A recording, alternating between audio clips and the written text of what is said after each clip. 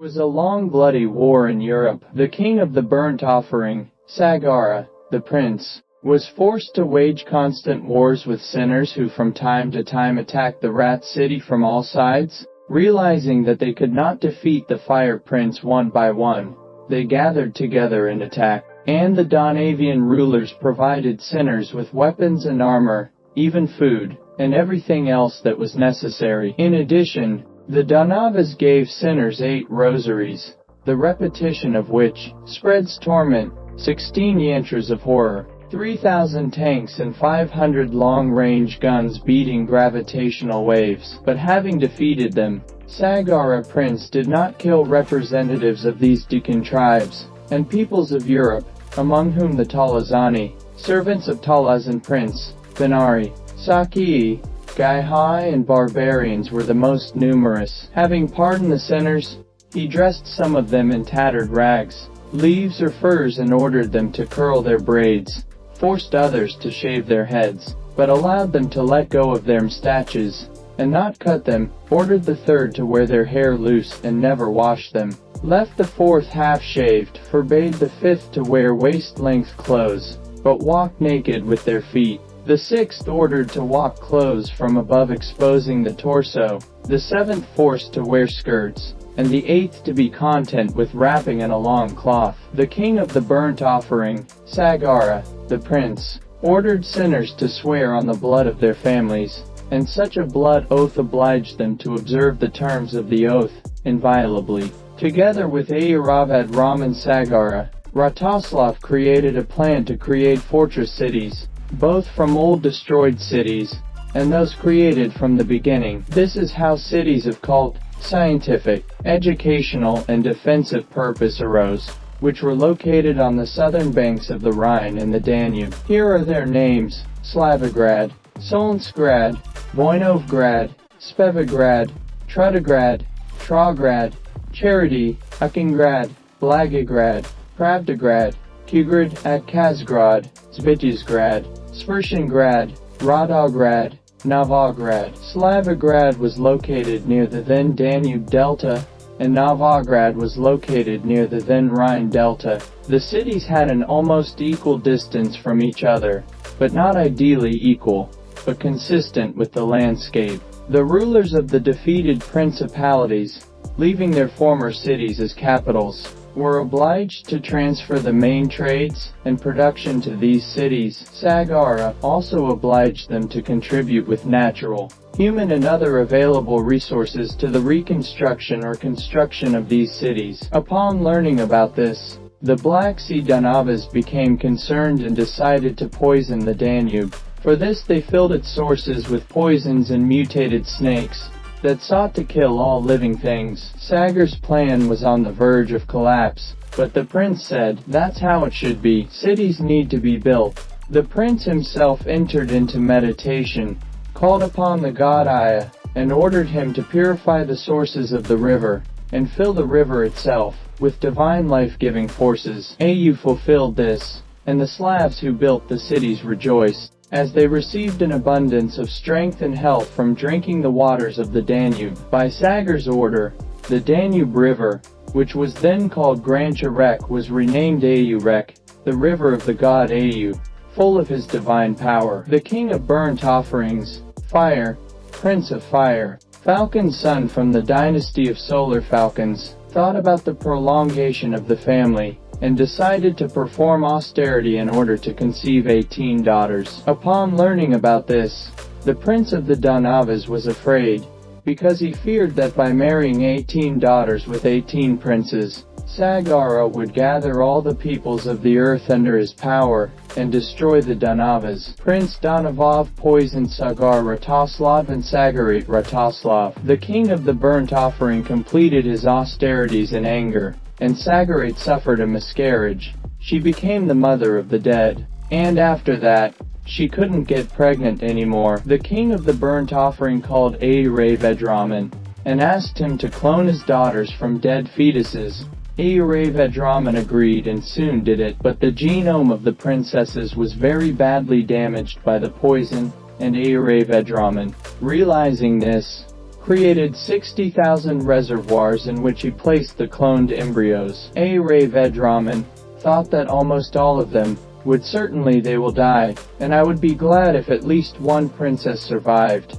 But everyone survived. However, poison, imperfect gene reconstruction technology and other factors led to the fact that the sex of the embryos became male. Consequently, the king of the burnt offering received 60,000 sons instead of 18 daughters. So the fear of the Danavian prince gave rise to a myriad army, initially set against him. Years later, Vedraman raised them, trained them and brought them to the king of burnt offerings. Smolder and SLAVS the blacksmith created perfect weapons and armor for the grown demigods. The first of them was Magavir with his faithful companion Magagar. Other famous ones were Bitter, Bigger, Mare, Magar, Ukai, Ukare, Vernig, Bakaz, Utter, Oliner, Arxi, Arvaxikai, Vesteri, Bartayar, Mber, Vestever, Bradar, Brar, Cr, Saufar, Sen, Sept,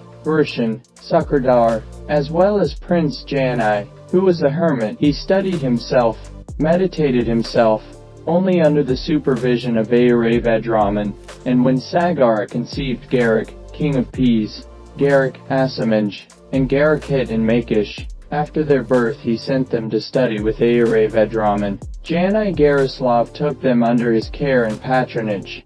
Even during his studies, Garich met Sangal, the son of a guard, whom he took as his first assistant, and who later accompanied him. He also called Kasich, Giles, Vedant and Gridvik at various times, who later became military commanders and faithful assistants of the holy prince Gara, and his faithful assistant Sangal. He forged his own weapons and sewed his own clothes, forged his own armor, decorated them with runes himself. Vedraman, SagaRA, SagaRate, Makosha, Smoladra and SLAVS, seeing the renounced greatness of Janka Garislav, blessed him in every possible way, endowing his armor and weapons with various divine powers. The ancient danavas of Kabadak and Kajarak fought with SagaR's grandfathers. Once Barakai Daraslav besieged underwater cities twice, and Askaboy Dadhuslav destroyed 17 countless demonic armies that rose against him from the seabed. Having so crushingly defeated the Danav offensive,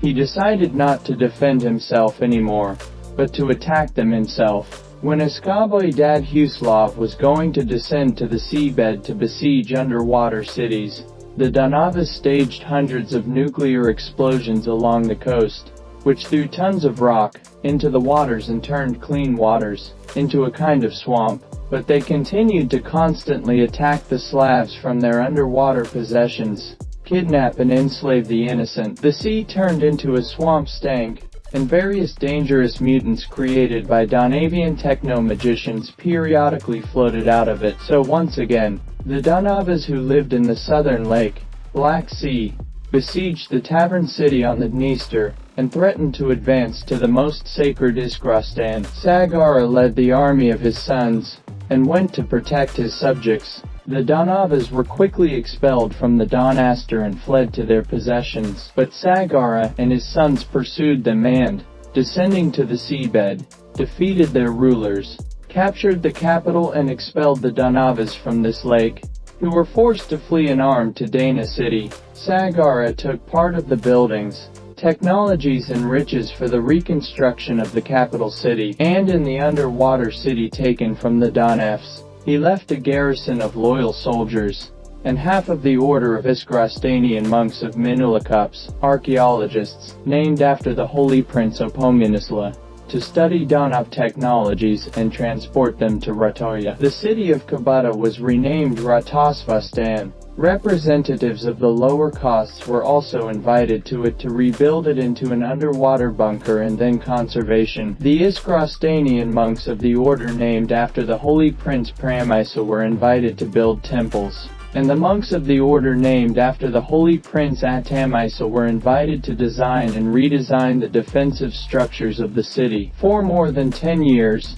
the all-beautiful SagaRA ruled from the bottom of the sea. By his orders, the waters of the lake were cleaned again so that the Slavs living around could swim on them and, if necessary, fish. All those traps that the danavas had previously set were destroyed. Smaller underwater settlements of danavas have been found. When the Danav troops broke up, their civilian population, disarmed, was sent to Danagrad, part of the civilian population of the Danavs of the northeastern part of the Black Sea, and the Sea of Azov, then it was the delta of the Ura River, was asked to stay among the Slavs, and faithfully help the Slavs to farm and later for the most part, fought for the Slavs mixing and synchronizing with them. One large city in the depths of the sea continued to resist the god of gods, but they also realized the superiority of the Slavic troops, and therefore, to protect the city, they did not repeat Kabadok's mistakes,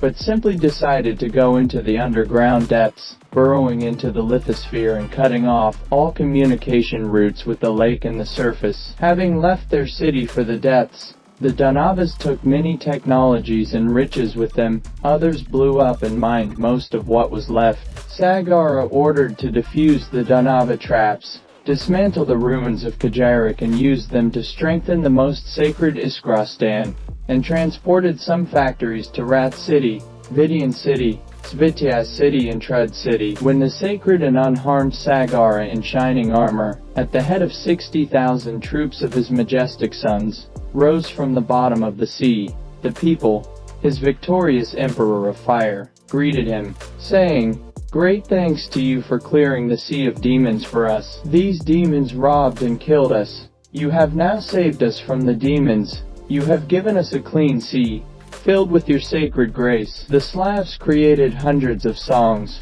litanies and glorifications dedicated to the glorious victory of SagaR over underwater demons. When the fetid swamp turned back into a clean lake, the Slavs praised SagaR as the creator of this sea. Some perceived him as the Almighty, others as an underwater king, others believed that he and his glorious sons came and dug up this sea, which had previously been only a swamp. The reconstructed Rat City shone like the kingdom of heaven, like Sparga sacred, with all the colors and colors. In the throne room of the king of burnt offering, stood the throne of the magnificent, behind which was a huge statue of the fiery falcon. Slightly to the rear on either side of SagaR, were the thrones of his wives Sagarate, Makoshi. In front of him, below the level of his throne, there were seats for Ere Vedraman, Vishwe Vedraman, Jana Garislav and the younger Gar.